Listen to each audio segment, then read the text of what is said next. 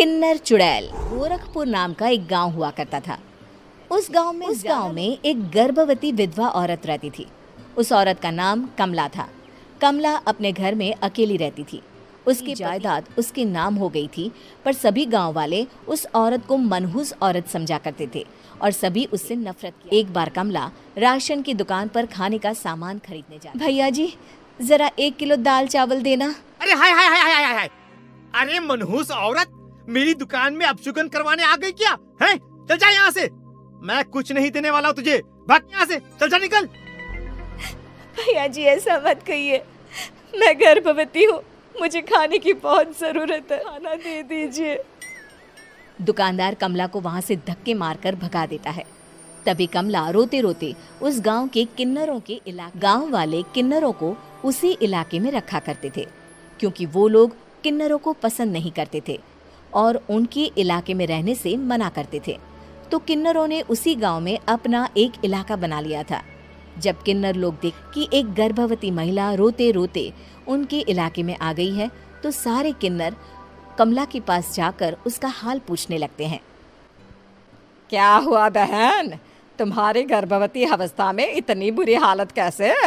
तुम रो क्यों रही हो? तुम डरो मत, हम तुम्हें कोई नुकसान नहीं पहुंचाएंगे। तुम शांत होकर सब बताओ कि हुआ। मैं कमला हूँ, मैं गांव के दूसरे इलाके से आई हूँ। 2 महीने पहले ही मेरे पति की मौत हुई है। लोग मनहूस मानते हैं क्योंकि मैं विधवा हूँ और गर्भवती भी। वहाँ के लोग मुझे खाने के लिए कुछ बेचने के लिए भी तैयार नहीं, जिससे मेरा गुजारा नहीं हो रहा था। कोई बात नहीं कमला, हम तुम्हारा ख्याल। किन्नर लोग कमला को एक खाली घर में रहने के लिए जगह देते भी करते हैं। कुछ ही महीने बाद कमला अपने बच्चे को जन्म देती है, पर अफसोस कमला बच्चे को जन्म देते ही अपनी जान देती है। जब सब किन्नर बच्चे को देखते हैं तो बहुत खुश हो जाते हैं, क्योंकि वो बच्चा भी किन्नर ही था। कमला ने एक किन्नर बच्चे को जन्म दिया था।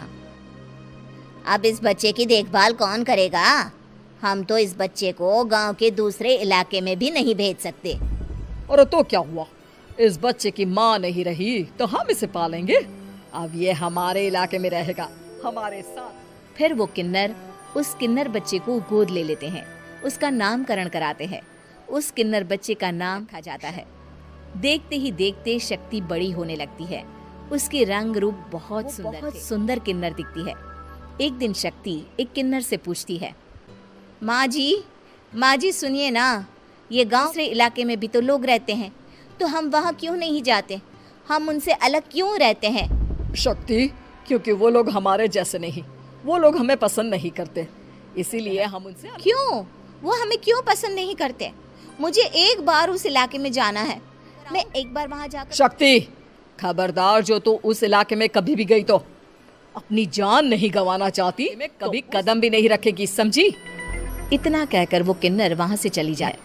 शक्ति उस किन्नर की बात सुनकर बहुत रोती है। माँ जी ऐसा कैसे कह सकती है? उन्होंने इतनी सी बात के लिए मुझे इतना डांटा। अब तो मैं उस इलाके में जरूर जाऊंगी।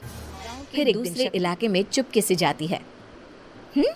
ये लोग तो हमारे जैसे ही इंसान हैं, तो ये हमसे नफरत क्यों है? जब शक्ति उस इलाके में पहुंचती है तो गांव के सारे आदमी उसके रूप से मोहित हो जाते। वो लोग ये अंदाजा नहीं लगा पाते कि वो किन्नर है। शक्ति की सुंदरता देखकर सारे गांव वाले उसकी तारीफ करने लगते हैं। तभी गांव का चक्कर लगाने गांव के जमींदार का बेटा हर्ष वहां पहुंचता है। हर्ष भी दिखने में जब हर्ष ने शक्ति को देखा तो वो भी उससे मोहित हो गया, और जब शक्ति की नजर हर्ष पर पड़ी तो वो हर्ष को देखकर। आपको पहले कभी इस गांव में देखा नहीं। इस गांव में आप नए हैं? जी नहीं, वो मैं बस। तभी शक्ति बोलते बोलते रुक जाती है और मन में सोचने लगती है, अगर मैं बता दिया कि मैं दूसरे इलाके से आई हूँ तो वो समझ जाएंगे कि मैं किन्नर हूँ, इसलिए मुझे इनसे झूठ ही बोलना पड़ेगा। शक्ति जी हाँ, मैं इस गांव में नई आई हूँ, यहाँ अकेली रहती हूँ। वैसे आप कौन है? आप भी इसी गांव में रहते हैं? जी हाँ, मैं इस गांव के जमींदार का बेटा हूँ। आपको किसी भी चीज जरूरत पड़े तो आप मुझे बता देना, मुझे अच्छा लगेगा।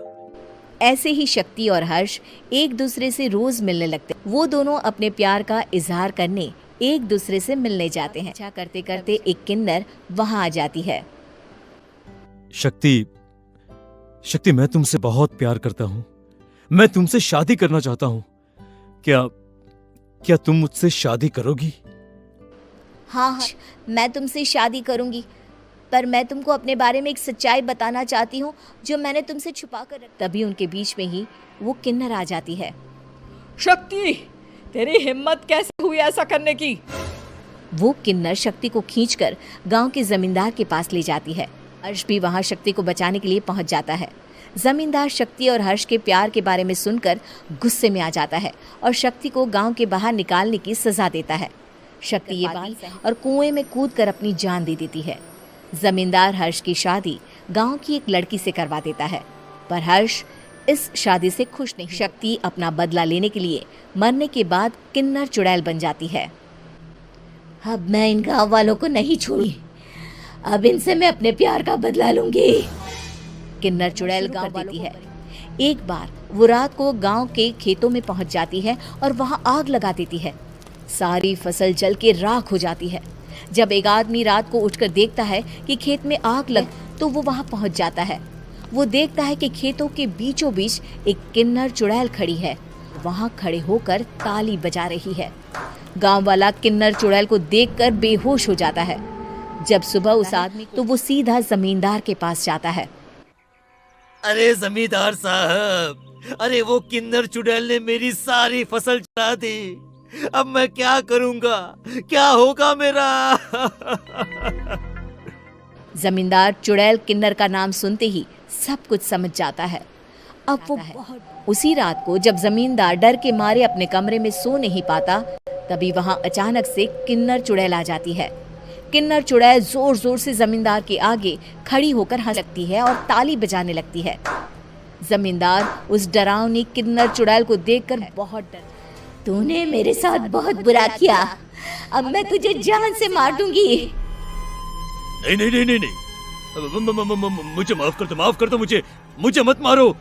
मैं कभी ऐसा दोबारा नहीं करूंगा। अब तुम जो बोलोगी वही मैं करूंगा। ठीक है, मैं चाहती हूँ कि किन्नर इलाका गांव के इलाके से जुड़े और गांव का कोई भी आदमी किन्नर समाज से द्वेष ना करे, उससे नफरत ना करे, नहीं तो मैं सारे गांव को मार दूंगी। और तुम में एक नया कानून बनाओ कि अगर किसी ने भी किन्नर समाज को हानि पहुंचाने की कोशिश भी करी या इनसे भेदभाव करने की भी कोशिश करी, तो उनको कड़ी से कड़ी सजा मिलेगी। हाँ हाँ हाँ हाँ, मैं ऐसा ही करूंगा। तुम जो बोलोगी वो मैं करूंगा, पर मुझे जाने दो प्लीज। तब वो किन्नर चुड़ैल गांव का जमींदार किन्नर चुड़ैल का कहा मानते हुए दोनों इलाकों को एक कर देता है और नया कानून भी लागू कर देता है। तब से वहां किन्नर समाज और बाकी गांव वाले शांतिपूर्वक रहने लगते हैं।